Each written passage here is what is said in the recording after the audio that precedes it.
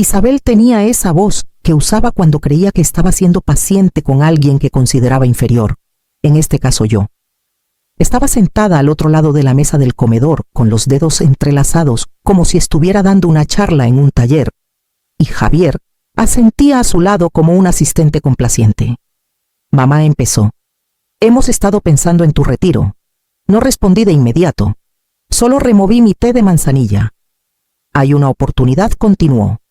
Es a través de la red de contactos de Teresa. Ella ya la revisó. Es un portafolio de acciones de alto crecimiento, principalmente tecnología verde, con baja volatilidad y un gran potencial. Teresa. Claro. La madre de Javier podía venderle arena a un desierto y hacer que pareciera oro en polvo. Pero me quedé callada. La sonrisa de Isabel se tensó. Pensamos que si destinamos el 90% de tu fondo de retiro a esta inversión, podría crecer entre un 8 y un 10% al año. El resto, el 10%, lo conservarías, para ti, para que lo uses como quieras. Lo dijo como si me estuviera haciendo un favor. El 90% de mi retiro, pregunté lentamente dejando la taza sobre la mesa. Así es, respondió con una calma ensayada. Vives sola, mamá. No viajas, no compras mucho. Es dinero que está ahí sin hacer nada. De esta manera trabajará para ti, para todos en realidad. Miré a Javier. Él revisaba su celular, sin contacto visual, sin opinión. Y la empresa de Teresa está detrás de esto. Isabel se iluminó. Lleva más de 20 años en finanzas. Solo incluye a la familia. Es acceso exclusivo. Me recosté en la silla dejando que el silencio se alargara. Luego sonreí. Conservaré el 100%, dije con voz tranquila. Y ustedes pueden invertir lo que tengan. Isabel parpadeó como si no hubiera escuchado bien. Aprecio la idea, añadí levantándome. Pero mi dinero no necesita trabajar para nadie más que para mí. No esperé su respuesta. No necesitaba escuchar el argumento aprobado por Teresa, que seguro tenía preparado. Caminé por el pasillo hacia la habitación que ya había empacado. Mi maleta estaba cerrada, mis documentos ordenados. Conocía ese tono en la voz de mi hija. No empezó hoy. Empezó el día en que dejó de pedirme mi opinión y asumió que yo era demasiado vieja para importar. Tomé mis llaves, le mandé un mensaje a Carmen diciendo que ya iba en camino y salí por la puerta principal sin mirar atrás. Carmen tenía la luz del porche encendida antes de que siquiera estacionara en el camino de grava. No hizo preguntas cuando bajé del coche con 2 maletas y una mirada que contaba la historia mejor que cualquier palabra. Solo abrió la puerta, me dio una taza de té de canela y señaló la habitación de huéspedes con sábanas limpias ya dobladas al pie de la cama. Esa noche desempaqué despacio, no porque tuviera mucho que ordenar, solo algo de ropa, mis documentos y un cuaderno gastado que llevaba desde mi retiro, sino porque necesitaba el movimiento. Necesitaba sentir que algo, cualquier cosa, estaba bajo mi control. El silencio en casa de Carmen era diferente al que dejé atrás. Este era ganado, elegido. No me oprimía el pecho como un juicio, me envolvía como paz. Pero incluso aquí los recuerdos se llenaban el silencio.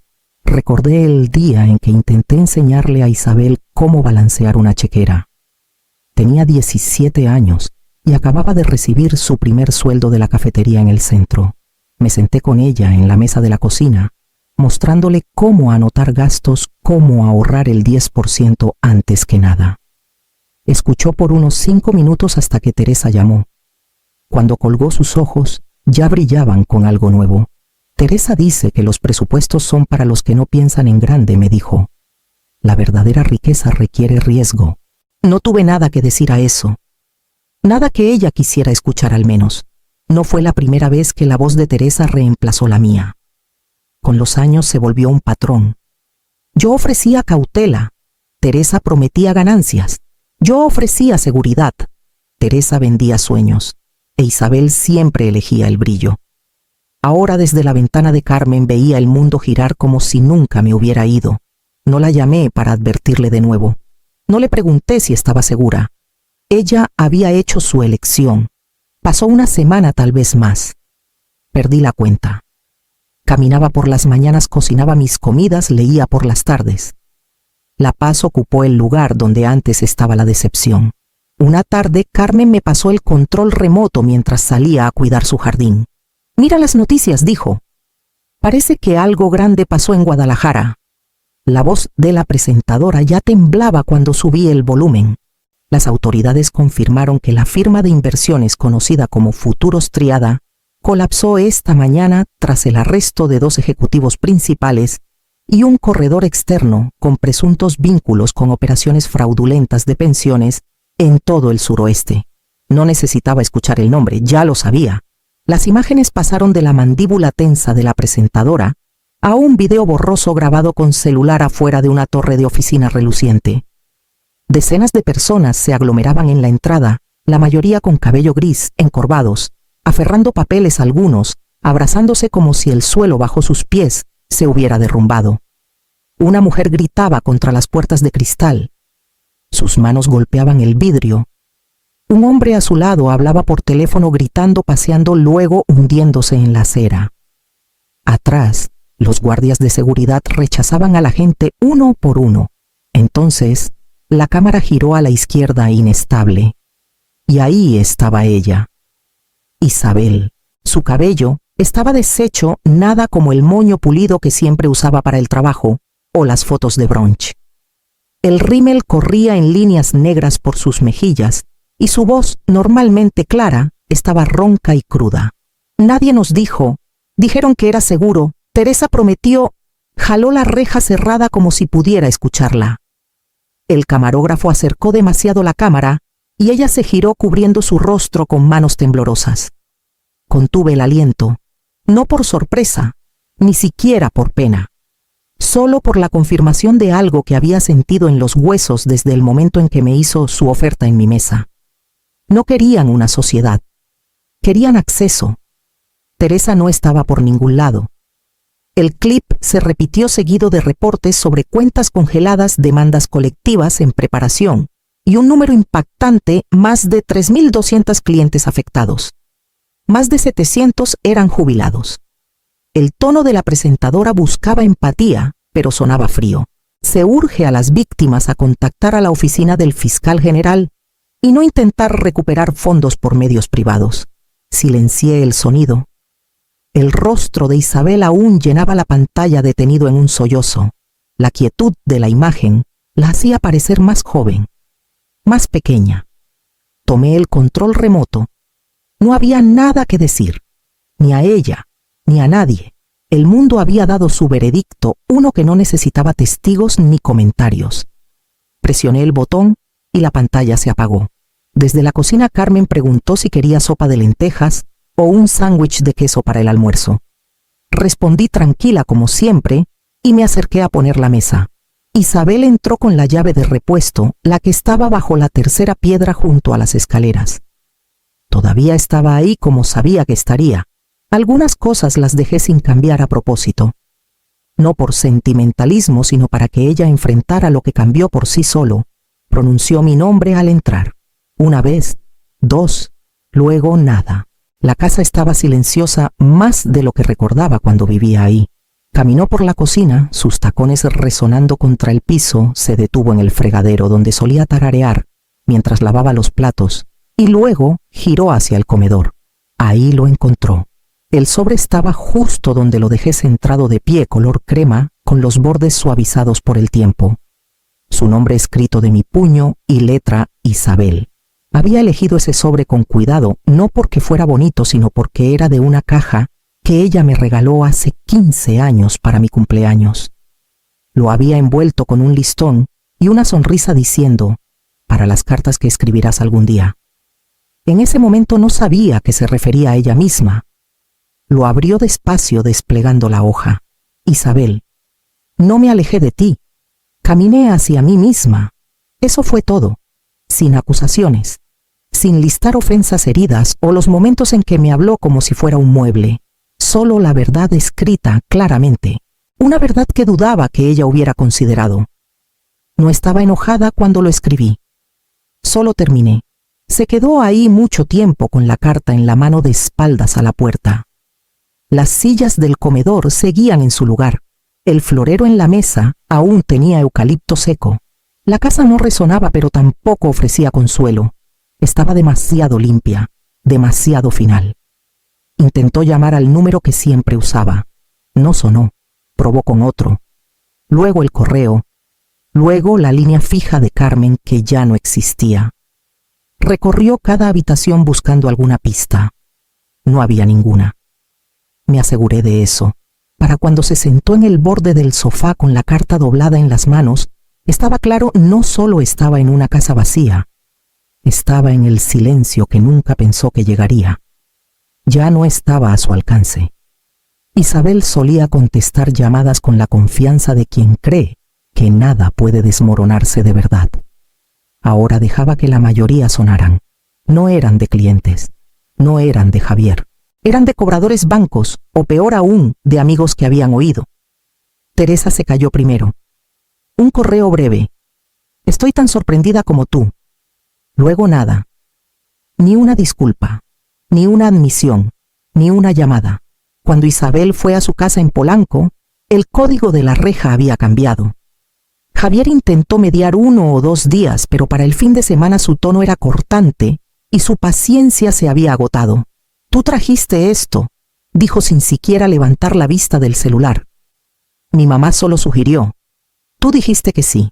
Luego vino el congelamiento. Los padres de Javier cancelaron el brunch de cumpleaños conjunto para su hijo. Su hermana la desinvitó de la baby shower, que Isabel ayudó a planear. Todos los chats grupales se detuvieron. Toda invitación social desapareció. La familia Torres había dado su veredicto. Y ella ya no era parte. Las tarjetas de crédito se agotaron en 2 semanas. Sus ahorros, lo poco que quedaba tras seguir el plan de reubicación de Teresa, estaban en una cuenta congelada bajo revisión federal. Javier sugirió que tomaran espacio mientras se quedaba en casa de su hermano. Así que Isabel terminó en el sofá de Verónica, rodeada de cajas de juguetes y olor a fórmula, fingiendo que era temporal. Verónica, una excompañera con más bondad que juicio, la dejó quedarse sin preguntas. Por las noches, cuando la casa se silenciaba, Isabel sacaba la carta de su bolso y la desdoblaba otra vez. La leía en la oscuridad como si fuera un texto sagrado, como si al leerla por 100ª vez apareciera un nuevo significado. No me alejé de ti. Caminé hacia mí misma. Pasaba los dedos por la tinta como si pudiera abrir algo, revertir algo. Intentó llamar de nuevo. Nada. Incluso contactó a un abogado que mi madre usó hace años esperando una dirección de reenvío. La asistente le dijo que la cuenta estaba cerrada. No había puerta a la que tocar. Cada rostro al que se volteaba la juzgaba, la abandonaba o le ofrecía una lástima que no podía aceptar. La mujer que antes lideraba reuniones elegía centros de mesa para galas benéficas y le decía a otros cómo organizar sus vidas. Ahora caminaba con calcetines en un piso prestado. Apenas se reconocía. Cuando Verónica le ofreció un trabajo repartiendo volantes para un agente inmobiliario local, Isabel lo tomó. No discutió. Solo asintió y preguntó a qué hora empezar. Y esa noche, tras poner la alarma por primera vez en semanas, guardó la carta doblada bajo la almohada y miró el techo hasta que entró la luz. El pueblo donde me asenté no es nada del otro mundo. Eso es lo que amo de él. Aquí nadie sabe quién es Teresa Torres. Nadie pregunta por fondos de retiro o escándalos familiares. Saludan en el mercado, agitan la mano desde sus portales y te dejan ser. Escribo todas las mañanas ahora, no para nadie más. Solo para dejar salir los pensamientos antes de que se asienten demasiado. Uso la misma pluma con la que marcaba boletas cuando aún creía en estrellas doradas y tablas de progreso para la vida. Hace tiempo dejé de calificarme. No estoy enojada con Isabel. Eso sorprende a la gente cuando lo digo en las raras ocasiones en que menciono que tengo una hija. Usualmente lo digo con una sonrisa suave y cambio de tema. No soy vengativa. No quiero que sufra. Solo dejé de sentirme responsable por protegerla de sus propias elecciones. Pienso mucho en el día en que me dio ese cuaderno. Tenía 5, tal vez 6 años. Había garabateado para la mejor mamá del mundo en la portada, con marcadores brillantes. Adentro había 4 páginas de dibujos, figuras de palitos tomados de la mano, un sol torcido, un corazón tambaleante. Me miró mientras lo abría con los dedos pegajosos de pegamento y orgullo. Recuerdo haberla sentado en mi regazo diciéndole que lo guardaría para siempre. Y lo hice. Encontré ese cuaderno cuando empacaba para dejar la casa. Lo guardé en mi maleta sabiendo que aún tenía peso, aunque ella no recordara haberlo hecho. Ahí puse la carta. La única que le escribí sin empezar con querida ni terminar con cariño, mamá. No la escribí para castigarla. La escribí para no caer en la tentación de explicarme después, para que no hubiera espacio para malentendidos. Quería que supiera que el amor puede coexistir con el rechazo, que alejarse no significa abandonar a alguien, puede significar regresar a ti misma. Carmen tocó esa mañana con sus escones recién horneados y noticias. Pero ese día mencionó algo más. Alguien vino preguntando por ti, dijo. Una mujer joven. Parecía cansada. Llevaba el remordimiento como un abrigo demasiado pesado.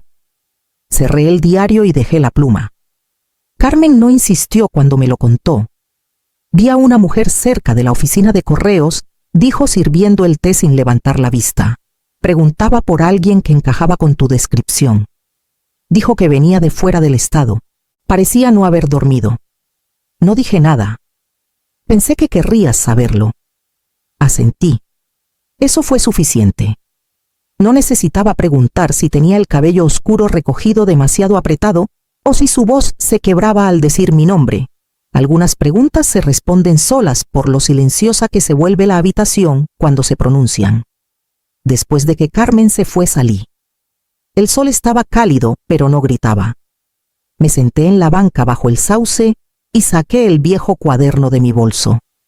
Había descolorido más desde la primavera con los bordes curvados por tanto leerlo. No lo abrí en la carta que le escribí. Fui al final donde había escrito algo nuevo semanas antes. No para enviar, solo para recordarme dónde estaban las líneas. El perdón es opcional. La dignidad no lo es. La pluma había presionado fuerte en el papel ese día. Recordé el peso del pensamiento, cómo llegó como una verdad que esperaba escuchar en voz alta. Lo susurré otra vez solo para sentir cómo se asentaba en el aire. Algunas lecciones requieren cámaras de eco para ser escuchadas. Solía pensar que el amor significaba estar presente sin importar cómo te trataran. Que si eras lo suficientemente amable, lo suficientemente paciente, verían tu valor. Pero hay un amor que vive al otro lado del autorrespeto, uno que no actúa, no suplica ni explica. Ese es el amor que he llegado a entender. No siempre te toma de la mano. A veces te suelta y se aleja sin azotar la puerta. Observé a un pájaro picotear en el borde del jardín y desaparecer tras la lavanda. La brisa cambió ligeramente. Cerré el cuaderno y lo sostuve un momento antes de guardarlo en mi bolso. Esa noche Carmen preguntó si quería ir al pueblo con ella a comprar tela. Dije que sí. Escuchamos la radio. No hablamos de la visitante otra vez. A la mañana siguiente el cielo estaba suave con nubes tempranas. Salí al porche y noté algo bajo el tapete de bienvenida. Una nota, sin dirección de remitente, solo una oración escrita con una letra que conocía de memoria. La carta estaba doblada en la parte trasera del cajón de Isabel entre un par de calcetines y un cupón para un café gratis que nunca usó. No se la había mostrado a nadie. No planeaba hacerlo. Todavía no. La había escrito a lápiz como si eso facilitara borrarla. Mamá. No entendí. Pensé que tu silencio era debilidad. Ahora veo que fue lo más fuerte en la habitación. Las palabras llegaron despacio a lo largo de semanas. Escritas entre turnos de lavar platos y viajes de regreso en el autobús nocturno. Ahora vivía en una habitación rentada sobre una florería, junto a una mujer que vendía antigüedades en línea y regaba sus plantas a medianoche. El piso crujía cuando alguien caminaba, y la calefacción solo funcionaba si la pateabas primero, pero era suya.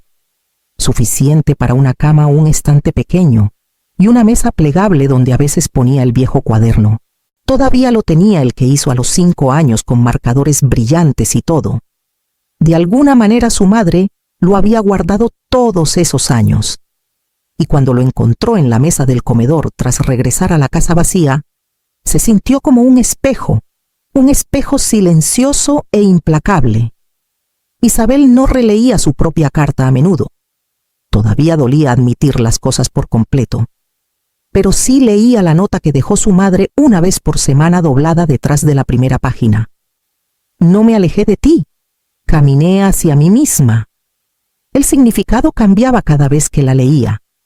Esa era la cosa extraña de las palabras, se hacían más profundas cuanto más las dejabas resonar. En San Miguel, el jazmín comenzó a enraizar junto al porche.